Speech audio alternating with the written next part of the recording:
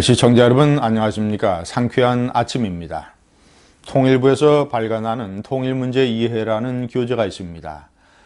중고등학생을 포함한 자라나는 세대에게 통일이 왜 좋은 것이며 통일이 왜 불가피하고 우리가 지향해야 되는 통일은 어떤 형태가 되어야 하는가, 이런 것을 가르치는 교재입니다.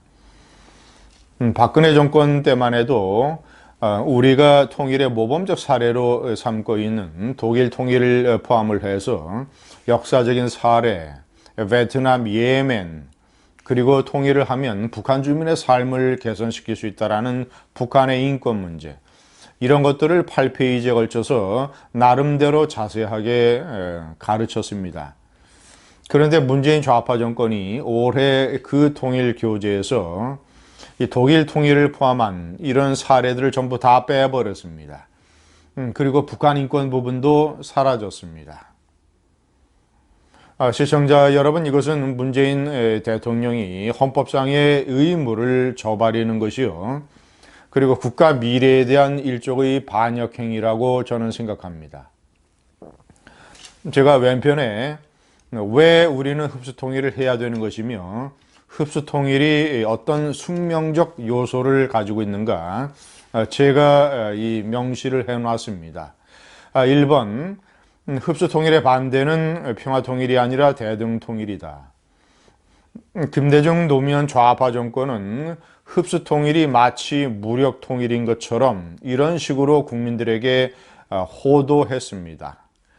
그러나 흡수통일은 무력통일이 아닙니다.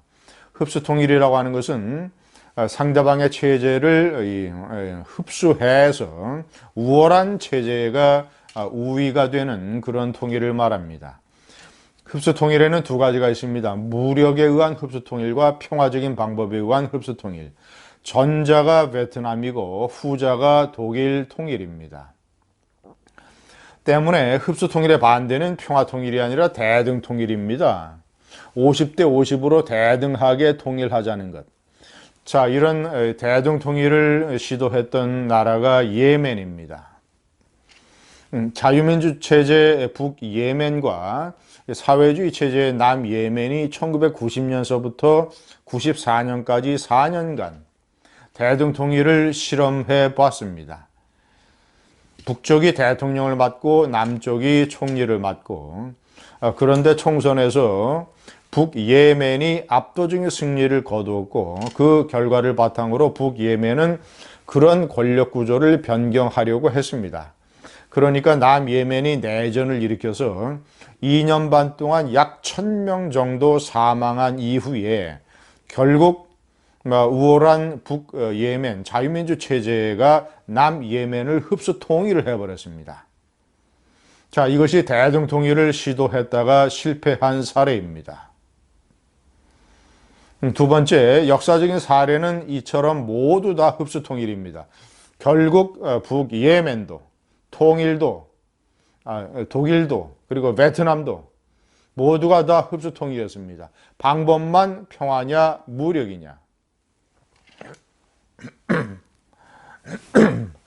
3번, 북한은 GDP가 한국의 60분의 1이고 1인당 국민소득은 30분의 1입니다. 대등통일 자체가 불가능합니다.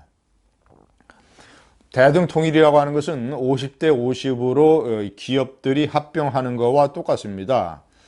자, 그런데 비유하자면 한국은 현대자동차입니다. 북한은 세발 자전거를 만드는 간해공업 수준입니다. 어떻게 세발 자전거 만드는 회사와 현대자동차가 어떻게 대등통일을 이룰 수가 있겠습니까? 정치, 경제, 사회 모든 체제가 남한이 우월한데, 독일이 통일될 때 그래도 동독의 체제가 1인당 국민소득이 서독에 비해서 3분의 1은 됐습니다. 아니, 3분의 1 정도 되는 나라도 흡수통일이 되고 말았는데, 어차피 그 사회주의, 공산주의 경제체제로는 경제를 재건 발전시킬 수가 없기 때문에 독일 통일 같은 경우에는 시청자 여러분 잘 아시는 독일의 그 라이프치히라는 도시에 있는 니콜라이 교회. 이 니콜라이 교회가 동독에서 오랫동안 그 동독 공산당 체제 하에서도 독일 통일의 즈음에서는 오랫동안 많게는 12만 명까지 모여서 이 동독의 민주화를 요구하는 시위를 벌였던 유명한 교회입니다. 그래서 사실 동독 체제의 붕괴와 독일 통일의 달성은 이 니콜라이 교회에서 시작됐다고 많은 역사가들은 평가하고 있습니다. 그런데 놀랍게도 1989년 11월 9일 베를린 장벽이 무너진 이후에 이 니콜라이 교회에 참석하는 동독 국민들의 구호가 달라졌습니다. 이 민주화 이런 거를 외치던 동독 국민들이 우리는 하나다. 우리는 하나다. 그러니까 서독과 동독, 독일 민족은 하나다라는 것을 외치기 시작을 했습니다. 벌써 동독 체제는 서독 체제가 잘 살고 있다는 것을 오랜 시간 걸쳐서 직간접 경험으로 잘 알고 있었기 때문에 베를린 장벽이 무너진 이후에 통일의 형태라고 하는 것은 못 사는 동독 체제가 잘 사는 서독 체제에게 흡수되는 것밖에 없다. 조속히 흡수돼야 한다는 판단을 이미 내린 것이죠. 여기에다가 이 서독의 콜 총리가 전략을 잘 썼습니다. 못 사는 동독 주민들을 위해서 동독의 마르크와 서독의 마르크를 1대1로 교환해 주겠다는 화폐 교환 공약을 내걸었습니다. 동독 주민들은 그렇지 않아도 서독이 잘 사는 것을 알고 있었는데 저런 식으로 통일이 되면 1대1로 마르크 화폐가 교환이 되면 우리도 서독만큼은 아니더라도 웬만큼 잘 살 수 있게 되겠구나 라는 생각을 하게 됐던 것이죠. 그래서 베를린 장벽이 무너진 지 채 5개월도 안 돼서 1990년 3월 총선 때 우리가 서독한테 흡수 통일되자, 서독과 합치자라고 공약을 내걸었던 총선 정당들이 총선에서 제1당, 제2당을 다 차지하게 되고 이 동독 이 사회주의 통일당은 제3당으로 전락을 하게 됩니다. 그래서 급속도로 통일 작업이 이루어져서 1990년 10월 베를린 장벽이 무너진 지 11개월 만에 독일은 전격적으로 자유민주 통일 국가가 되는 것입니다.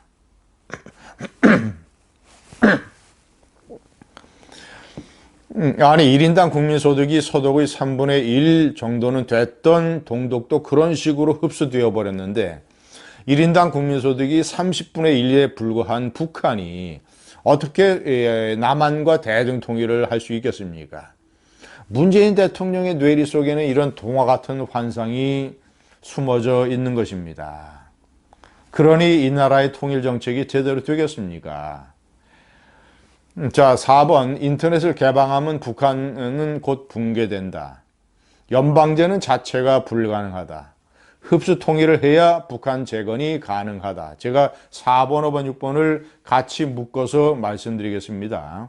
대등 통일이라고 하는 것은 낮은 단계로 시작을 하든 높은 단계로 하든 연방제를 얘기하는 것입니다. 1국가 2체제. 대외적인 것은 하나의 국가가 대표를 하지만 예를 들어서 군사 또는 경제, 사회 체제는 북한은 사회주의 체제를 그대로 유지를 하고 남한은 자유민주주의 시장 경제를 유지를 해서 그래서 공존하자는 것이 대등통일입니다. 그러나 이것은 어린애 같은 말장난에 불과합니다. 낮은 단계든 중간 단계든 높은 단계든 대등통일 연방제를 일단 실시를 하게 되면 남북한은 경제, 사회, 문화적으로 교류를 해야 됩니다. 불가피하게. 교류를 하게 되면 일단 지금도 북한이 개혁개방에 두려워서 문을 닫고 있는데 교류가 시작이 돼서 남한이 잘 살고 있다. 한국이 자유민주주의 아주 개방체제다라는 것이 들어가게 되면 그리고 어떤 교류, 사회, 문화, 경제 교류도 인터넷 개방이 없이 가능하겠습니까? 경제 지원도 마찬가지입니다. 한국을 포함한 서구의 자본이 북한에 투입이 돼서 북한 경제 재건 작업을 하려고 한다면 모든 계약과 또는 설계와 경제 제도와 시스템이 인터넷 기반이 되어야 됩니다. 인터넷을 개방하지 않고는 중국 또는 베트남 또는 이 과거의 러시아 같은 이런 개혁 개방이 불가능한 것입니다. 인터넷을 개방하는 순간 김정은 정권은 붕괴됩니다. 절대로 인터넷을 개방할 수 없습니다. 북한 주민들이 자유롭게 인터넷에 들어가서 한국과 한국의 문화, 경제 또는 서구 자본주의의 각종 이런 개방 문화를 접하게 될 텐데 오랫동안 속아왔다. 이 개인 숭배에 속아왔다. 권력층의 절대 부패에 속아왔다. 이런 것이 들 텐데 북한 정권이 가능하겠습니까? 존속이. 7번 흡수 통일은 헌법이 규정을 하고 있습니다. 대한민국 헌법은 평화통일을 지향을 한다라고 하지만 그 정책은 자유민주 기본질서에 입각한 정책을 수립하고 추진한다고 되어 있습니다. 자유민주적 기본질서에 입각한 통일정책이라고 하는 것은 독일식의 자유민주 흡수통일입니다. 8번 흡수통일은 인류에 대한 한국의 의무이자 보답이다. 한국이 이렇게 코리안 시빌라이제이션, 한국 문명으로 불릴 만큼 이런 식의 경제 성장을 이루고 1인당 국민소득 3만 달러, 30, 50 클럽에 가입을 하게 된 것은 한국전쟁에 패허해서 세계의 도움을 받았기 때문입니다. 그리고 한국전쟁에서 국가를 지키게 된 것 자체가 유엔군의 참전 때문입니다. 세계의 도움을 받아서 생존하고 이렇게 문명 건설을 하고 잘 사는 나라가 될 수 있었던 것이죠.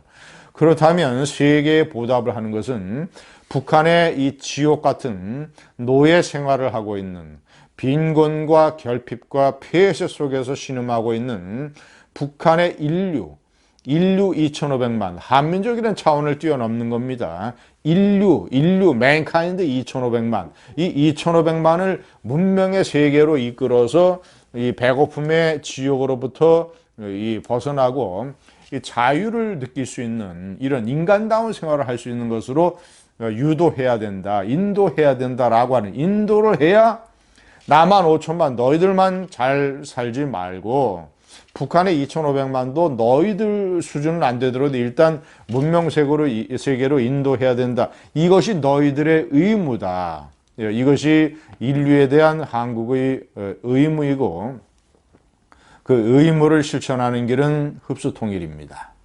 감사합니다.